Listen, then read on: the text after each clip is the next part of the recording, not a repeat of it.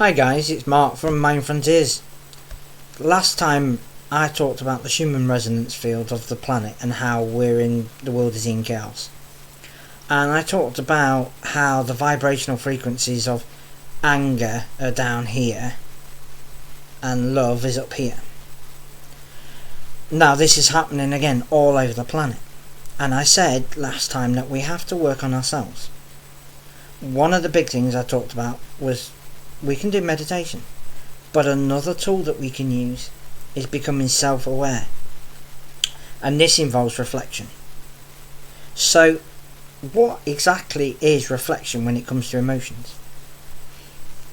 To start with, before you become aware of what your emotions are doing to the body, because emotions cause dis-ease, so they actually cause illness in the body, because your stress hormones, your cortisol and your adrenaline, they kick in, and they're supposed to be used.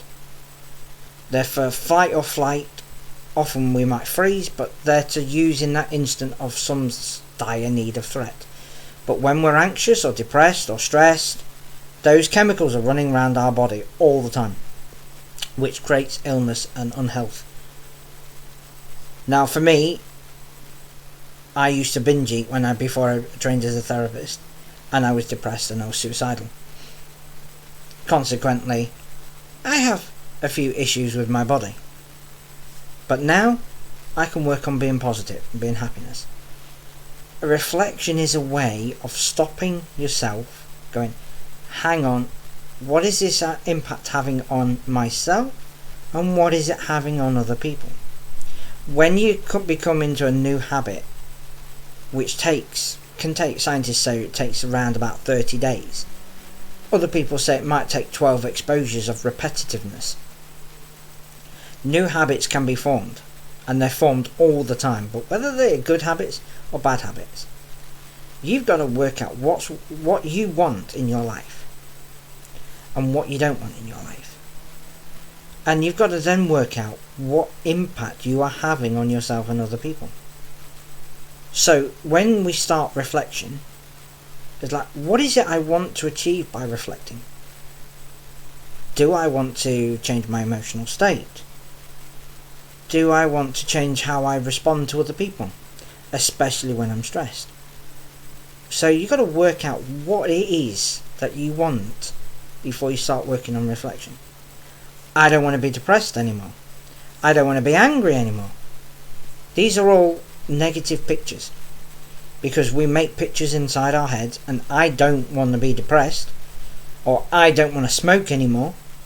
You have to make a picture inside your house, or talk to yourself inside your head of you actually doing the process. So get rid of the word don't, because our brains aren't very good at processing that negative, because we have to do it as a positive. So just as an instant, if you say to a child, don't go in the kitchen, and then they go in the kitchen, because they make a picture of going in the kitchen, or they hear the words go in the kitchen.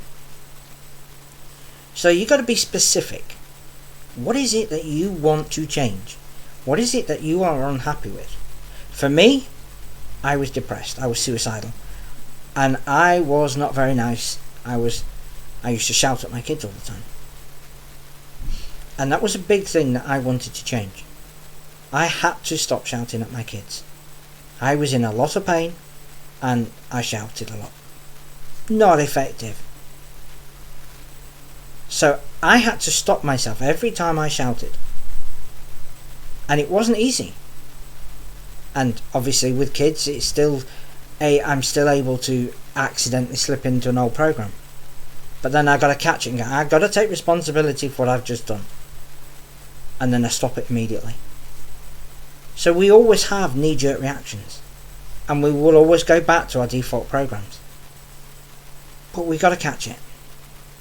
So when I used to shout at the kids, because I was in pain and I was stressed, and they were being too noisy, I took it upon myself to go, hang on, I need to stop this. I need to reflect. So I set up a protocol. I wrote it down, because if you write it down, it gives it more power. If you just do it in your head, it's like, yeah, you can push it aside. But if you can see it there, black and white, or whatever colour you do it in, it gives it an emphasis, it gives it a power. And you can write it down. So I set it morning, noon and evening. So, morning, yeah, I had a good night's sleep. Oh no, I didn't have a good night's sleep. Okay, I didn't have a good night's sleep and I'm in pain. Why? What are the reasons for me not having that sleep? Okay, and then I'd write it down. Because that way I build up a pattern and I can build up a way of going, this isn't working. So what can I do differently? Because if you always do what you've always done, you will always get the same results. So the trick is to change what you're doing if what you're doing is not working. And by looking at that, I could establish why I wasn't getting enough sleep. And I can change my routine to some degree. Then I set it at lunchtime. So especially on the weekend when the kids were at home. I was like, and I used to say, yeah, I've done really good today. And I'd write it down. But then the little voice inside my head would go, actually, at this sort of time you got a little bit stressed. Oh, that's correct, yeah. And then you acknowledge where you've made errors and mistakes so that you can learn from them in the next time. I was like, okay, so I did that. So what was the cause of me getting stressed at that particular time? Oh, that's right, I was cooking lunch. And I was cooking over a stove, and one of the children came in and tried to give me a hug, so I shouted. Because I wanted to keep them safe. So I take responsibility and go, okay, what procedures and strategies can I do differently next time? Doesn't always work because they still come and give me a hug sometimes. But I'm able now to learn how to do it differently. And then I'd do the same again at tea time. And I'd be like, yes, I've cracked it. Because today's lesson I am learning patience. I am learning how to do this. So I used to say this to myself all the time. So when I felt myself getting frustrated or annoyed, rather than shouting, I used to say, today I'm learning patience. And it works because it's a way of actually going, hang on a minute, I've just got to stop myself. I'm getting a bit agitated and annoyed. I'm catching this emotion before it goes any further. So what can I do differently? Maybe some breathing exercises, or maybe some relaxation exercises, or maybe refocusing on what I'm doing. Because when we refocus and we start challenging those thoughts and emotions, we can actually deal with them more effectively. And that's the big issue. We need to start reflecting on a regular basis so that it becomes a habit. Now, I still reflect 3 times a day on lots of issues all over. And what is in my control. I reflect all the time. In fact, sometimes I actually reflect all the time. So it's not just 3 times a day because it becomes a habit. And when we develop new habit programs, they become the main default program. So if I'm stressed, I'll instantly start catching it now, going, hang on a minute. Or I might express it a little bit and then catch it and go, hang on, that was not right, I shouldn't have done that. I apologise for that. That's not what I meant. And we're all human beings and we all make mistakes. So we can say the things that can upset people accidentally and not mean to. But if we catch it, we can say, hang on, no, I didn't mean that. What I meant was, and I'm sorry that I've upset you, I'm sorry that I've made you stressed, I'm sorry that I've made you anxious, even though our emotions come from within. Because we have no right to change other people, only what we do ourselves. What we can do is educate.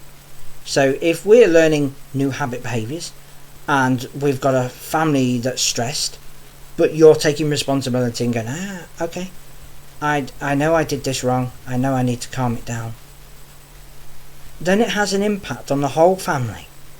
Communication improves, relationships can improve, and other people can learn from you. And then they may want to change. But to change directly, it's got to be down to you. It's got to be self-initiated. And the biggest way of doing this is actually learning to reflect. Because when you reflect on your emotions, you can say, well, was that effective? Nah, not really. So, okay, it wasn't effective and it caused people to be upset. What can I do differently? Well, the first step is, okay, I've upset people.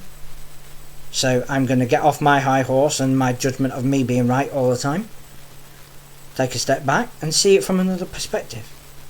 And then maybe see it from an observer's perspective. And then actually work out what it is that I've done wrong. Or I've done that's ineffective. So that we can change it in the future. And by apologising and meaning it, that's a massive tool in dealing with yourself and dealing with others. Because when you start reflecting, you can actually do things without feeling guilty. You go, okay, because you're taking responsibility for what you can control. And if it's your fault and you was ineffective and you were shouting or whatever it might be, then you're taking responsibility for your own actions. If it's somebody else's fault, then you got to step back and go, okay, this isn't actually my fault, but maybe me antagonising them and getting snappy back caused an argument. So you can only take responsibility for what you do. And this comes with a reflection. You can't control what other people do. You can only control what you do. So the basics is you have to lead by example. If you want to change in your life, then reflect. If you think everything's hunky-dory, you probably won't ever reflect and not become self-aware of what you're doing to yourself and what you're doing to other people. Because when we have an argument, we tend to only see it from our own point of view. So the number one point of view. Other people tend to be the victim. And they'll only see it from the second person point of view. So they will only see, well, you're always picking on me. And they will feel that their self-esteem is lower. When we see it from an observer's point of view, we can take a step back and go, hang on a minute. Let's look at position one, so my point of view, and let's look at the other person's point of view. And let's see what was going on between the two of us. Then you'll have new learnings because you go 1 and 2. Oh, okay. I can see it from their point of view, but I can also see it from my point of view. It's another way of doing reflection. It's about putting yourself in other people's shoes and putting yourself in observer point of shoes. And then if you want to be totally spiritually, you can take a step back and start looking at a universal, global thing so that you can see it all the way through. But for now, let's just concentrate on the reflection between you and somebody else and you and yourself, so that you can see for yourself what you are doing to yourself and what you're doing to others. And then look at it and, was that effective? Let's get rid of good and bad, right and wrong. That's making judgments. Was it effective? Was what I was trying to say effective? Or was it ineffective? And if it is ineffective, what can I do differently? Even if it's effective, is there any way that I can look at it and go, actually, I can make that better? When we start reflecting, we can do this. We can actually look at our own selves and go, yeah, this is actually making it better. And this is good, but if I did this, it would make it even better. What a world it is going to be if everybody starts to learn to reflect. And then when you come to meditate, it's a really good way of just letting it go. Because you're meditating on a higher level. And you've already dealt with the emotions that's holding you back from meditating. So when we are meditating, we're up here.